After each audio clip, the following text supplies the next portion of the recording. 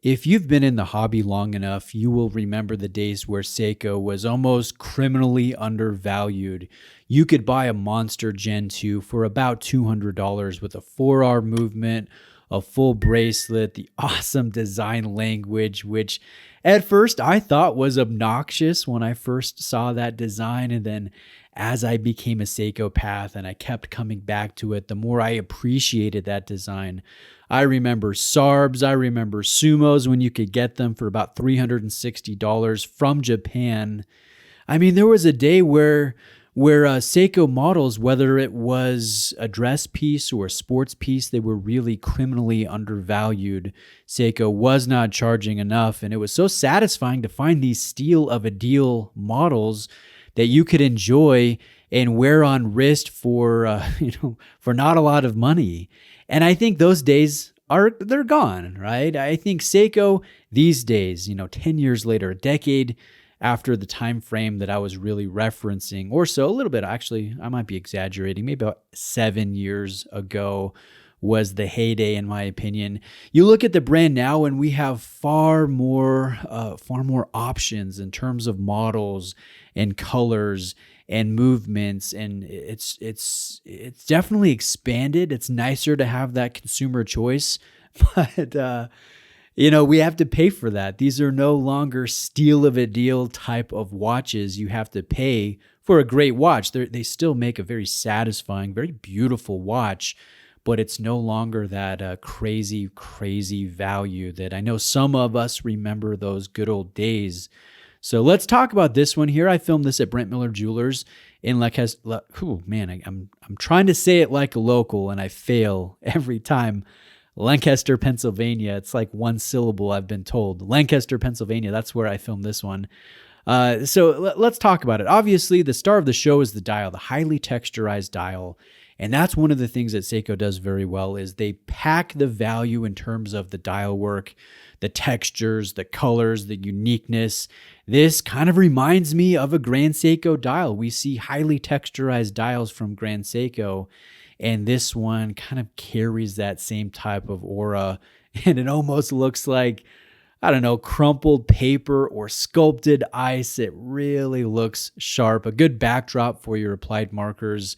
And I like the baby blue tone. It's not quite glacial blue or ice blue like you would find on a Breitling or a Rolex, but it is still a little bit lighter than the common blues that we see from a host of different brands.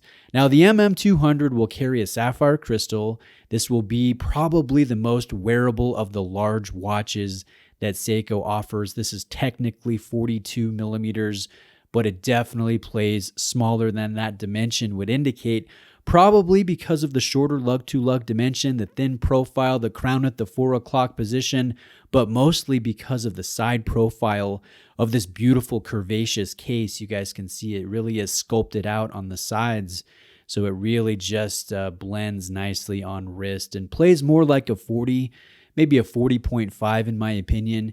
We have 200 meters of water resistance. This will weigh in at about 190 grams on the full bracelet.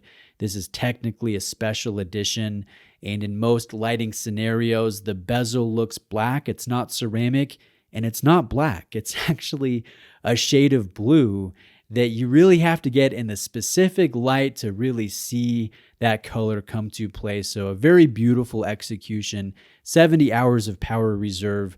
Obviously, the date at the 3 o'clock position. This does have hacking, and we have an acceptable daily deviation window of plus 25 seconds to minus 15 seconds per day, which is not very tidy, especially for a watch that will retail at $1,250. But I know Seiko definitely overpromises, and sorry, that's opposite. No, scratch that. They underpromise and they overdeliver. I've never had a Seiko with this movement or anywhere close to that acceptable daily deviation. So I would expect maybe plus 10, plus 5 seconds per day, somewhere in that range. That's generally what I've had with this exact caliber in multiple models. And the design comes from Seiko's really first serious diver. Now, that one came out in 1968. And it wasn't their first dive watch. Technically, the first well-known dive watch from Seiko is the 62 MAS, which came out in 1965, 3 years prior to the design inspiration for this watch, this SPB 299. But if you look at it, it doesn't have the Seiko DNA, at least in my opinion. It could almost pass off for a Swiss watch or a German watch.